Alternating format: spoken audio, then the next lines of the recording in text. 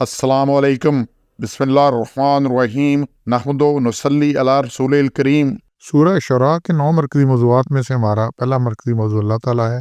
اس کے 4 ضمنی موضوعات ہیں، جس میں سے تیسرا ہے صفات الہی۔ پہلا بڑا اہم نقطہ ہے، یہ اللہ غالب ہے اور نہایت مہربان ہے۔ یہ بار بار آیا ہے اس صورت میں، یا 9 نمبر 68 نمبر 104 122 140 باقی آیات میں ہے، اور ایک ہی بات آ رہی ہے، ربک لہو العزیز الرحیم۔ رب جو ہے عزیز بھی ہے اور رحیم بھی ہے۔ عزیز ہوتا ہے غالب، جس کا پورا غلبہ ہو، جس نے کسی سے پوچھنا نہیں، کسی نے اس سے سوال نہیں کرنا، کہیں سے اپروول نہیں لینی، کہیں کٹوتی نہیں، کہ کچھ نہیں ہے، مکمل غالب ہے، اور ہر وقت، ہر جگہ، ہر زمانے میں، ہر کسی پر مکمل غالب ہے۔ لیکن اس کے ساتھ کیا ہے، اب جہاں پہ جس کو ذرا غلبہ ہے اس کو ہوش ہی نہیں رہتی، ہر ایک کو تہس نہس کرتا ہے۔ لیکن اللہ کیا ہے، رحیم ہے۔ شروع قرآن بھی درس ہو رہا ہے الرحمن الرحیم، لیکن یہاں پہ کیا، عزیز الرحیم، لیکن نہایت مہربان ہے۔ غالب ہے، جو چاہے کر سکتا ہے۔ اگر کوئی غلطی کرے اسی وقت زمین میں دھنس جائے، اسی وقت اس کو عذاب مل جائے، ادھر سے بالکل کوئی گنجائش ہی نہ ہو کسی کی۔ لیکن اللہ کیا کہتا ہے، رحیم ہے، فوراً تباہ نہیں کرتا، سوچنے سمجھنے کا موقع دیتا ہے، مہلت دیتا ہے۔ اور یہی مہلت کر دی جائے کہ کتنے انسان ہیں جو بعد میں اپنی اصلاح کرتے ہیں، دوزخ سے بچ جاتے ہیں، جنت میں جگہ بنا لیتے ہیں۔ اب مکہ میں دیکھیں نا، 13 سال آپ لگے رہے، تو 13 سال میں 100 جو ہجرت ہوئی ہے، اس میں 100 کے قریب مسلمان مرد جو کہ ہجرت کر کے ساتھ کے ہیں۔ لیکن اس کے بعد فتح مکہ پر یہی 8,000 ہو گئے تھے۔ تو ان میں سے کئیوں نے اسلام قبول کیا، ان میں سے خالد بن ولید بھی تھے، ان میں عمر بن عاص بھی تھے، جو بڑے بڑے سردار تھے جنہوں نے بڑا نقصان پہنچایا تھا احد میں، اور اس سے پہلے عمر بن عاص وہاں تک گیا تھا، حبشہ تک، جاشی کے پاس، جنہوں نے ہجرت حبشہ کی تھی ان کو لینے کے لیے، تو انہوں نے اسلام قبول کر لیا۔ پھر مکہ فتح ہوا، پھر وہاں پہ ابو سفیان نے بھی اسلام قبول کیا، ایک عمران بن ابو جہل نے بھی کیا، اور بڑوں نے کیا۔ تو فتح مکہ پر یہ تعداد 8,000، اور جب حج الوداع بھی آپ نے ہے، وہاں 1,24,000 کی بات آتی ہے۔ یہ لاکھوں میں کیسے؟ یہ توبہ کرنے والے ہی تھے، سارے اصلاح کرنے والے ہی تھے، تو اللہ نے مہلت دی، مہلت کا انہوں نے فائدہ اٹھایا، اور پھر آگے 78 میں آ رہی ہے بات، اسی نے پیدا کی ہے اور وہی ہدایت دیتا ہے۔ اور اللہ نے ہدایت ہر بندے کے اندر ڈال دی ہے، کہ اس کی فطرت میں ہے۔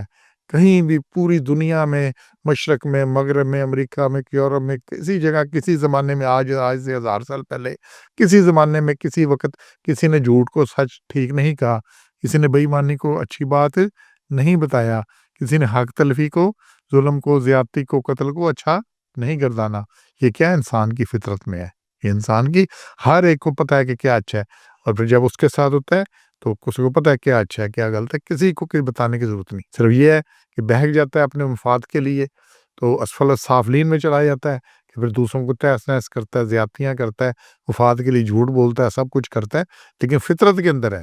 پھر یہیں بھی نہیں، بات نہیں چھوڑی، اس پہ ہدایت کے لیے پھر نبی بھیجے، کتابیں بھیجی، سب کچھ کیا، تاکہ اس کو پورا، اس میں کوئی شک نہ رہے کسی چیز میں۔ اور پھر اس کے بعد 79 میں ہے، کھلاتا ہے اور پلاتا ہے، یوتمونی، طعام کہتے ہیں کھلانے کو، اسی سے کھانا ہوتا ہے جی نا۔ اور پھر سکین، پانی پلانا، اسی سے ساکی ہے جو پلانے والا ہو، نظام سکا اسی سے ہے جس نے ماہیوں کو بچایا تھا، تو سکا پلانا۔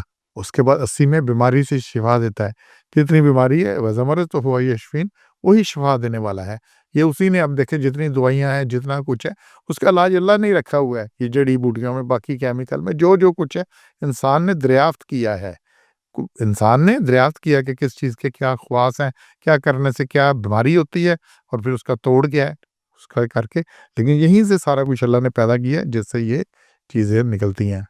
پھر موت اور بعد از موت دوبارہ زندہ کرنے والا یہ 81 میں کی ہے۔ اور یہ منظر جو ہے نا، جب سور اول ہوگا سب کو موت آ جائے گی جو اس وقت ہوں گے زندہ، اور سور دوم ہوگا جب، تو پھر جتنے پہلے تھے اس وقت تھے، سب جتنے ان کو دوبارہ اللہ زندہ کرے گا۔ اور یہ سین اللہ نے دنیا میں دکھایا۔ حضرت عزیر جو ہے وہ 100 سال فوت رہے، اور یہ سورہ بقرہ میں ہے۔ اور پھر اصحاب کہف کا ذکر ہے سورہ کہف میں، کئی 100 سال سوئے رہے، تو اللہ نے دوبارہ ان کو زندہ کیا۔ تو اسی طرح سلسلہ ہے کہ اللہ موت اور پورا زندہ کرنے والا ہے، پورا اس کا اختیار ہے۔ پھر 82 میں گناہ غلطیاں بخش دینے پر قادر ہے، وہ سب کچھ قادر ہے اس چیز پہ، کیونکہ جو بخش دے، لیکن بخشتا کس کو ہے؟ جو بخشی مانگتا ہے، جو بخشی مانگتا ہے، جو توبہ کرتا ہے، جو اپنی اصلاح کرتا ہے، جو اپنے آپ کو بدل لیتا ہے، اللہ اس کا نامہ اعمال بدل دیتا ہے۔ لیکن جو اپنے آپ کو نہیں بدلتا پھر نامہ اعمال نہیں بدلتا۔ اور یہی حج کے اوپر ہے، حج پہ جو جاتے ہیں جو وہ اللہ سے یہی وعدہ ہے، یا اللہ میں بدل رہا ہوں تو میرا نامہ اعمال بدل دے، تو سب زیرو ہو جاتا ہے۔ لیکن اگر نہیں بدلیں گے تو پھر وہیں پر ہے۔ اور پھر ہر کسی کا ہر عمل ہر وقت دیکھتا ہے، یہ 218 میں ہے، پوری طرح دیکھ رہا ہے۔ اور وہ دیکھنے کے بعد یہ جیسے پہلے آیا تھا نا کہ غالب ہے، تو نہ ماننے والوں دین میں روڑے اٹکانے والوں پر غالب ہے، انہیں پکڑ کر سزا دینے کی قدرت رکھتا ہے۔ تو اس لیے لیکن ان کو رحیم ہے، مدد فرماتا ہے، وقت دیتا ہے۔ اور پھر جو مومن کفار کے ستم کا نشانہ بنتے ہیں انہیں بھی قربانیوں کا پورا بدلہ دے گا اللہ، پتہ ہے کہ کون کیا کر رہا ہے۔